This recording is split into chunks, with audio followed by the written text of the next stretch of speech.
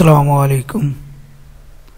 मैंने काफ़ी घर ढूंढे हैं जिनमें मॉडल टाउन का एरिया और सब्ज़ार है, तो ना मुझे ज़मीन.com पे और ना ही OLX पे कोई घर नहीं है, कोई भी मिल रहा हो जो 30,000 से बिलो हो।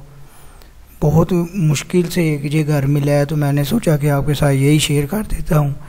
वो भी सब्ज़ार में है, 3 मरला डबल स्टोरी है, इंडिपेंडेंट घर है।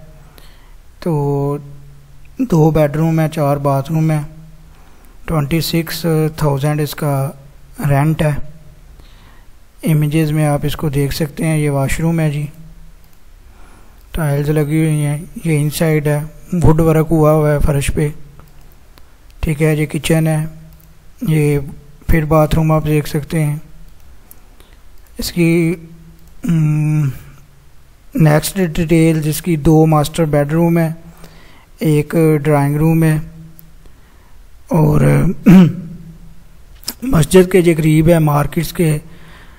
तो इसका लिंक जो है वो मैंने डिस्क्रिप्शन में डाल दिया है, वहाँ से आप क्लिक करके तो एजेंट से रब्ता कर सकते हैं। ये भी आज 3 सितंबर 2020 को ही अपडेट हुआ है।